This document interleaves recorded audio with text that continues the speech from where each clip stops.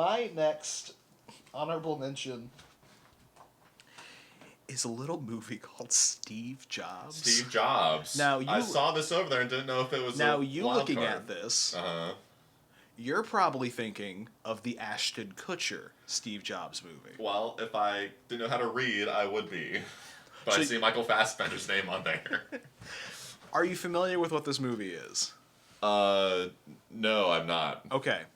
This is one of those movies that was a what if for so long. Mm-hmm. It's an Aaron Sorkin script. It ended up being directed by, of course, his name's escaping me right now. Danny Boyle. Yes, directed by Danny Boyle. Is that on the front? It's on the front, yeah. Sorry. It's directed by Danny Boyle. It was originally going to star Christian Bale, and then he backed out. And then it was going to star Leo DiCaprio, and then Leo backed out. Mm-hmm. So it ended up going to Michael Fassbender. And that's why this movie kind of bombed, is this was just like, you've missed out on the two bigger names that could have been in this movie. Oh, you think that had a lot to do with it? I think that's one of the reasons why this movie really underperformed. Mm-hmm. They both, Michael Fassbender and Kate Winslet both got award nominations for this movie. But what this movie is this is a slice of life between 3 press conferences right before they happen. So it's right before they announce the Macintosh. Okay. It's right before they announce the computer that he made at the company when he got kicked out of Apple. Oh, okay. And right before they announce the iMac G3. Oh. So you get a peek. It's a really interesting idea for a biopic. Mm-hmm. You just get 3 distinct slices of life. So it's about 30 minutes in each segment. Okay. Of just, this is the 30 minutes before this press conference. This is the 30 minutes 10 years later at this press conference. Like in the movie, yes. It's 30 minutes. Oh, interesting. Yes. And then the 30 minutes before this press conference. And that's the movie. That's pretty interesting. So it's all like right before things go live, and there's like technical problems, but then like Steve Wozniak might be there, and they're like hashing it out. Jeff Daniels has a scene-stealing performance in this movie as the guy who was responsible for Steve Jobs getting kicked out of Apple originally. And it's one of those things where like they're having a conversation in a room like about as close as you are to I am, and then it just keeps cutting to like all of the events they're talking about. So even though the movie is, here's the 30 minutes before the press conference, they're like, no, we're still going to show you clips from those scenes as if you got to see them. Right, As if we're referencing something that you got to see. Okay, I got you. But it's just... So that's just sort of the framing device. It's such a great performance of... It's such an interesting idea of a biopic to, instead of, showing somebody who, because most biopics are like... we're going to show you how great this person was. This movie shows you across 3 separate sequences how terrible of a person Steve Jobs is. Oh, really? And how he's still the best man for the job. Okay. Another movie that almost made my list in the same frame is The Founder. Oh, sure. But Another great movie. It was really just all of the secondary performances in this movie. Okay. Because this is direct. This got made after. This is, of course, the second Steve Jobs movie. The first Steve Jobs movie with Ashton Kutcher is terrible. Is that is the one where they're just, look at this amazing man? That one is the typical like biopic where you like see him from the beginnings all the way to the iPod. Okay, yeah. This one ends in like 1993. Okay. So you still get like the iPod, you get his cancer battle, all of that is not covered. Yeah, right. So you get an entire biopic of who he is at this point in his life to who he is at this point of his life. Before most people even really knew who he was. Before you and I are even born. Before we're the iPod generation. Yeah, right. And it's like that's all like none of that happens. That is pretty interesting. I mean, I can see that being a brave movie to make. Yeah. Not only because it's that weird slice of his life. I keep saying slice of life, but it's that weird chunk of his life. And it's also not entirely in a positive light. Correct. It came out not long after the other Steve Jobs movie. Right. In the grand scheme of movies, way too close. We're like, we already had one. Right. And like, I feel like there was probably even like innocent confusion. Yeah. That was even a new movie. Absolutely. What is the Ashton Kutcher one called? Just called Jobs. It's called Jobs, and that one's called Steve Jobs. I'm like, they really should have called this something else. Yeah. I don't know what to call it, but the reason why I love this movie is because this is an Aaron Sorkin movie. Okay. Aaron Sorkin is the guy who wrote Social Network. Oh, interesting. Aaron Sorkin is the guy who wrote and directed the sequel to Social Network coming out this year. Okay. This movie is entirely monologues. So it's just every single, and that's why a lot of people hate Aaron Sorkin. Is it's just everybody is exclusively speaking in paragraphs. Okay. And you may be having a paragraph, and I am having a paragraph while your paragraph is happening. Instead of a conversation? Instead of a conversation where it's just like you're talking about one thing and I'm arguing over you, but you're still but both paragraphs are written equally well. Oh, okay. And for like a lay person, you'd be like, why? But it's like that's how people actually talk when they get heated. Yeah, it's like I'm no longer listening to you. I'm just making my point. Right. And that's every scene in this movie. Interesting. It's just people talking in paragraphs. Is it intense like that? It's very intense. Oh, okay. And that's where. Again, Jeff Daniels should have gotten the best, even though he's barely in the movie, he should have gotten the Best Supporting Actor nomination. I know Fassbender got a nomination, and Kate Winslet got a nomination because she plays the person who basically, she's Steve Jobs' number 2 for putting on these events. Seth Rogen plays Steve Wozniak. Oh, okay. And he's very good. And this is in that people think of Seth Rogen as an artist. Oh, sure. This is like not too far from Pineapple Express. Okay, he was still like a real actor. Yeah, he's just like like that era of Seth Rogen comedy stuff, as opposed to current Seth Rogen, where he's just like like I make the studio, like I'm an artist. Yeah, right. Not like I'm the boner comedy guy or whatever. I'm in Superbad. Yeah, he's genuine. He's good in this movie. He's not the best performance. Sure. Okay. But it's one of those movies where it's just like if I ever got to audition for anything, I would audition using a monologue from one of these scenes. Oh, okay. Because you get a lot of emotion out of any of these paragraphs. Interesting. I mean, Michael Fassbender is great. And this is after he's proved himself as an actor. Oh, sure, yeah. And, I don't know if he got nominated for 12 Years a Slave, but I know he got nominated for this. Okay, yeah. 12 Years a Slave, that one came close to my list too. I'm sure it did. So I guess my last honorable mention, I'm actively debating it as we sit here. I think I'm going to end up giving it to The Machinist. Really? Actually, yeah, I think so. That is full ding. I have never seen The Machinist. The only thing I know about it is the that's the only. Imagine a man of my size trying to do the Christian Bale. That'll be your audition. Is Christian Bale and The Machinist? Yeah. Hi, I'm playing Christian Bale and The Machinist, and I just take my shirt off and I look like the whale. Stop. Yeah, I could see that happening. But yeah, The Machinist is actually an incredible film. At first glance, and if you don't know a whole lot about it, we've talked about it before briefly. It seems very dark and grungy and grisly. That's why I've avoided it. It's not really that way. Okay. It is certainly dark. It's not a happy story or anything. But it does have an incredible arc. And it's one of those classic 90s, mind blown kind of movies. Like it's got some big reveal at the end. And there were so many movies like those high drama, high concept, like Memento. I love Memento. And that came close to my list. Memento did not make my list either. I think that movie is incredible, but it's a little bit too heady. You have to really be kind of paying attention seriously to follow Memento. I love Christian Bale as a performer. Oh, for sure. He's one of those people who always gives it his all. Oh, yeah. And the only thing I know about The Machinist is that's the movie he made right before Batman Begins. Incredible. So he went from being the Machinist to having to show up fully cut. Yeah. Gaining all of that muscle mass, and not just muscle mass, but just all of that weight. Yeah. To play Batman. I think I've read he lost and then regained 80 pounds. And that's something why incredible. I wish Vice was a better movie. Because he goes the complete opposite end for Vice.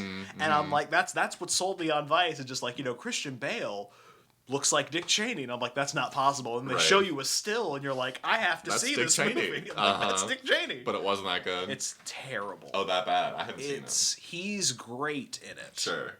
He's great in everything. He's great in everything.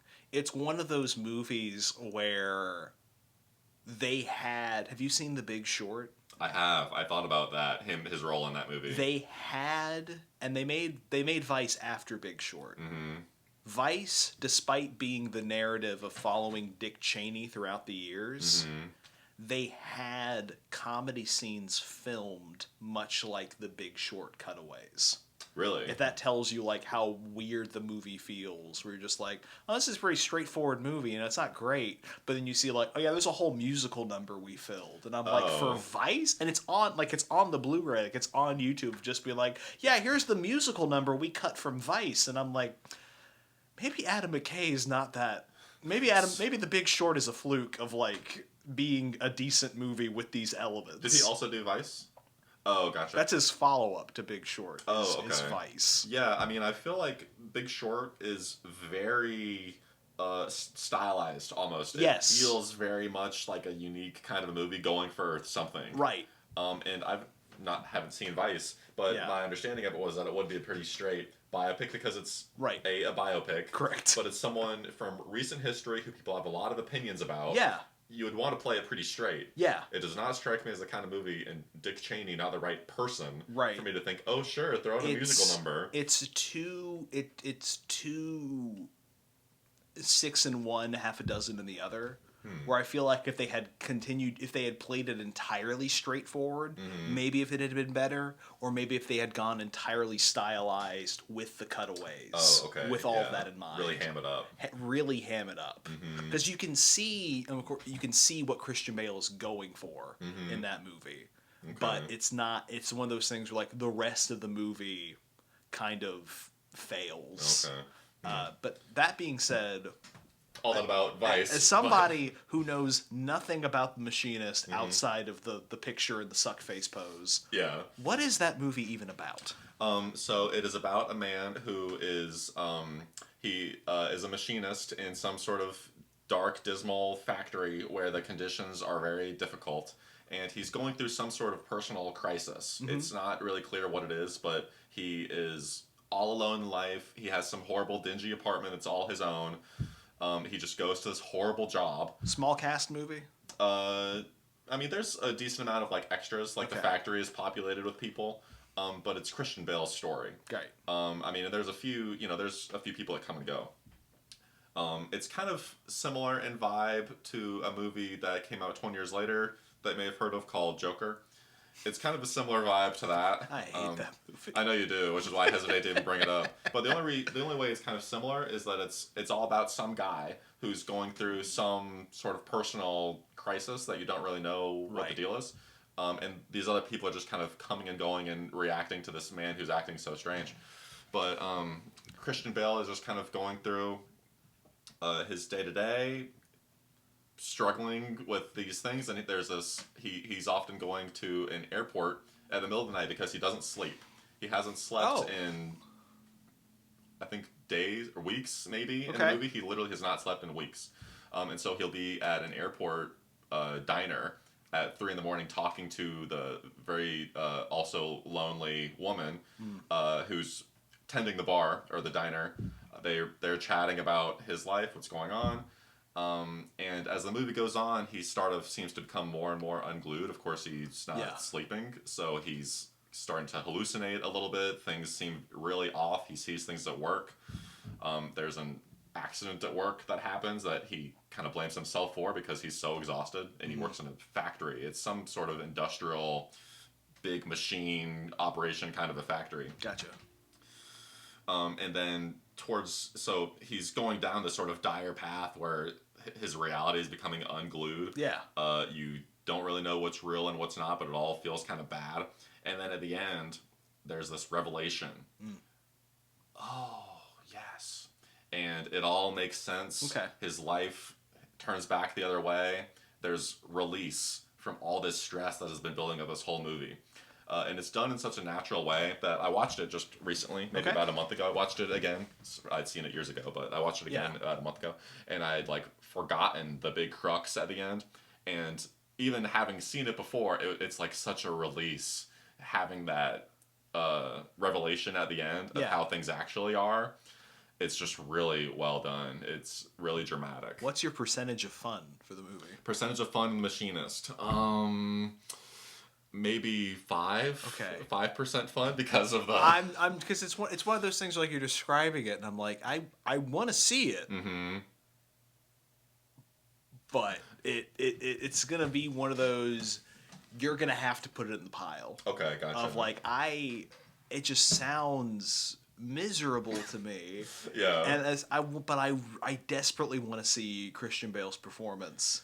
He's good at everything. But maybe you bringing up Joker is what's just taken me out of it. Okay. Because now I'm just picturing there being a comedy scene of Christian Bale having murdered a man, and now the joke is that the little person can't even though he's been spared, can't let himself out of the apartment. Oh, you're right. Yeah.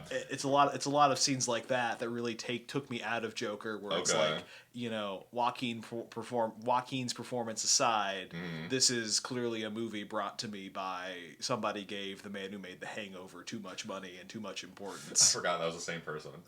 But no, rest assured, Machinist, I think the movie came out in 2003-ish, and it feels, a lot of the scenes in the movie feel that kind of early 2000s, late 90s dinge. Which is kind of why in like the poster and the trailer, I'm sure they all kind of have this gray filter on them. I'm about to say, I'm remembering all the images I've seen of this movie being very, very gray, very low contrast. Right, and those sorts of elements are a part of why it's not higher on my list, I think, because it's really a great story. Gotcha. But some of the cinematography, I mean, it's not really slight on the cinematography, it's just the stylistic choices. It's just very flat because it's more about the character, the performance, less about the... Well, it's because they're trying to illustrate this life that is dark and dingy. Right. It does a really good job of illustrating this, like, dour, kind of sad life. But it's like, we talk about the Bad Times collection. Yeah. It's like if those movies... None of which... you selected for yours because you did not grab the Bad Times collection. Or did you just forget that you could have grabbed the Bad Times collection? Oh, no. Okay. I know. Okay. But it's like if one of those movies, which you haven't seen any of those movies either, it's like if that kind of a movie that feels... And that being said, let me back up a little bit. The Machinist isn't that bad in terms of dark. I mean, it's dark, but it's not like some totally miserable experience. There's enough moments of...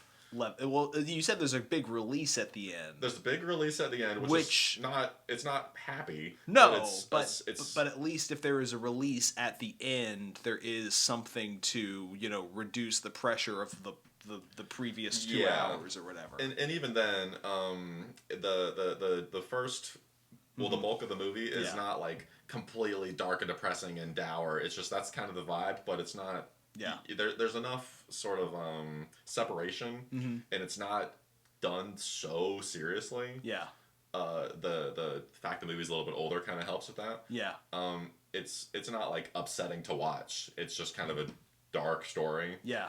You have seen Memento, right? Oh, of course. It's kind of a similar vibe to that, where it's not a happy story. No, but you're not like sad. Watching it. But also every time Joey Pants shows up, I do smile. Yeah, I love Joe Pantoliano. And, it doesn't sound like The Machinist has a character actor that shows up on screen, and I go, hey. No, there's not any like real like big moments like that, but it's not it's not as bad as I'm making it sound, I think. Yeah. Because I was surprised watching it again recently that it's not as bad as I remembered it being. Bad in terms of darkness. Yeah. Yeah. But yeah, it really is just an awesome story. It's about growth. Yeah. And forgiveness. It's a great movie. It's been on my list probably since 2006. Probably whenever I became aware of movies on the internet. I saw that still that I keep referencing. Oh yeah. And I'm like, that's a movie. It is. And somehow it didn't make it to my like Fight Club, Saw, Okay, yeah. my first pile of these movies are messed up. Somehow that didn't make it to the file on my desktop called movies or whatever. You know what I mean? Just somehow, or maybe because the movie is so dark and gray, maybe I downloaded it and thought I got a bad rip.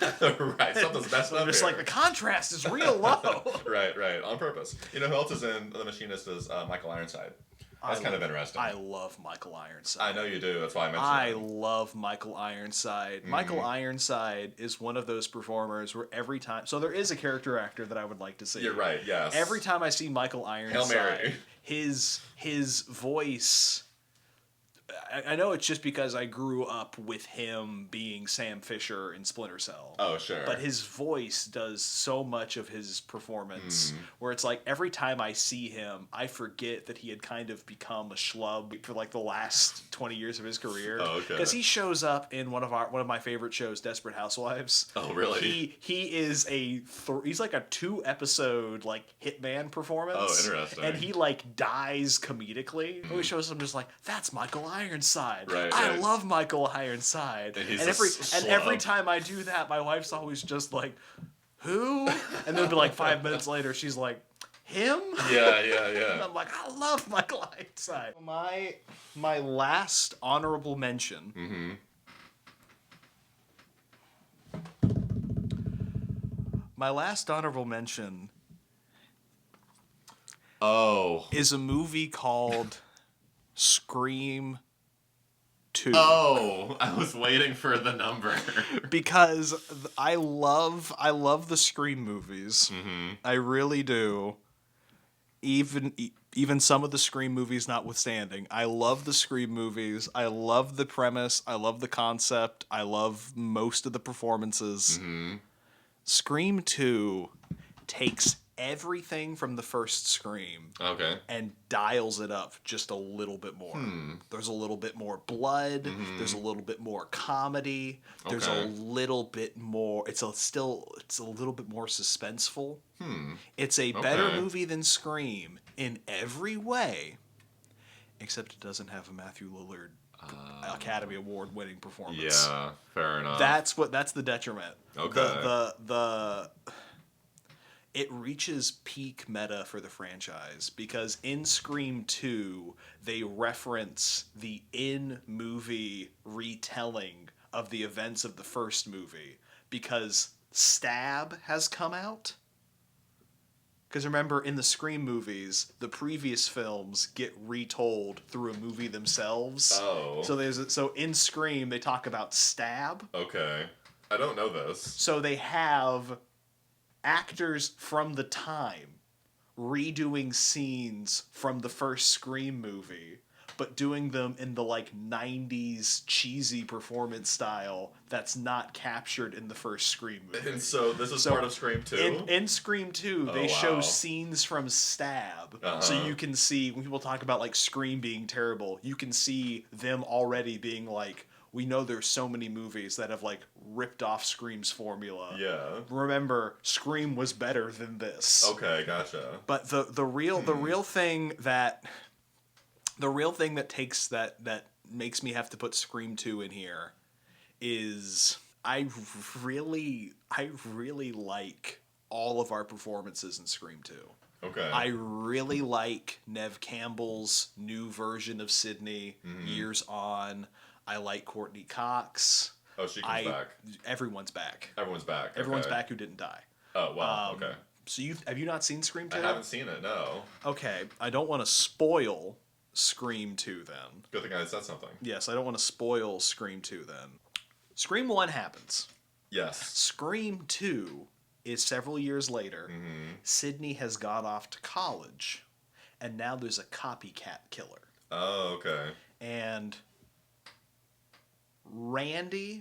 Jamie Kennedy, Randy from Scream 1, is the best performance in this movie. Okay. He really gives it his all, and there's a lot of sequences with him. There's one that I'm not spoiling here. Okay. That's genuinely the best sequence because it just happens again at school, and it's just her boyfriend's under consideration. All of the original cast are suspects again. Oh, okay. Because they're like, well, now you were all cleared the first time, but now it's a copycat. Right. And the copycat's doing things that wasn't released to the press, so only you all would know about it. I see. Scream 2 is better than Scream 1 in every way, except there's no Matthew Lillard performance. Gotcha. Okay. Matthew Lillard really is the secret sauce to Scream 1. He ran away with that movie for sure. He ran away with that movie. But I cannot make a list of my favorite movies without including my favorite horror franchise that I will marathon at a moment's notice. Wow. But 2 is my favorite. Even though I will tell you 1 is a better film, and I really like 5. Okay. I really like. You're saying a hushed whisper. I say in a hushed whisper because it's just like, yeah, I'd get reamed if I was just like, oh yeah, greatest movies of all time, Scream 5. Scream 5. When you put this up, I was really afraid of what number you were gonna say. It's just like, yeah, I didn't. There's no Kevin Smith movies on my list. But how about the one where he cameos as Silent Bob? Yeah, right. So, well, that's interesting. I mean, it's hard to argue against a sequel that is better than the first one in every way. I won't spoil it because I think you will have a great time watching Scream 2. Probably so. Because it genuinely, like, it figures out new niches that they didn't touch upon in the first film. Okay. And it does them so well.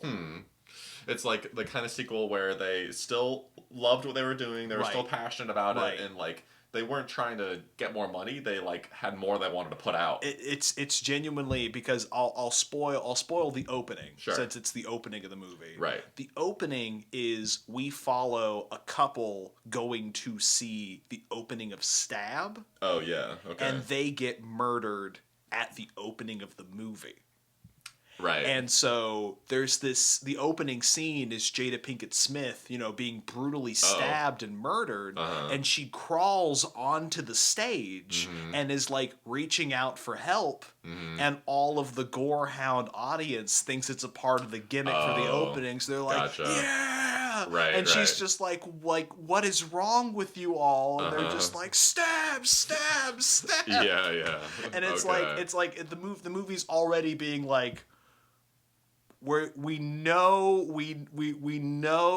that we're making gory horror films. We know we're making horror films. We know who wants to see these movies. Right. But like also at the same time, it's just like you can't much like with the first movie. Right. You can't blame the movie for what somebody might do inspired by the movie. That's true. Yeah, it's pretty clever. It's like meta on multiple levels. And that's why it's here. It's gotta be here. That's why it's here. Pretty good. 5 is also pretty good. That's what I've heard. It's got my man Jack Quaid. Oh, okay. I'm not much of a fan. The man who recommended me Companion doesn't like Jack Quaid. He's good in Companion. Rewatching all of the Scream films really, like, for movies, I was just like, there's no way they're as good as I remember. Yeah. Like, I remember there being a lot more, like, cringy in their meta-narrative of being like, the rules or whatever. Because it's a tricky thing to do. It's a tricky thing to do to try to, like, be referential without being, separating from the scary movie parody. That's the thing, is it's like right alongside with a scary movie franchise, which is its own huge franchise now. So how can you possibly walk that line? And they've done it more often than they've missed. There's not one of these that I would skip. Okay, and there's 7 now, right? And the 7 of them, there's not one that I would skip. Pretty impressive. Can't say the same for the Saw franchise.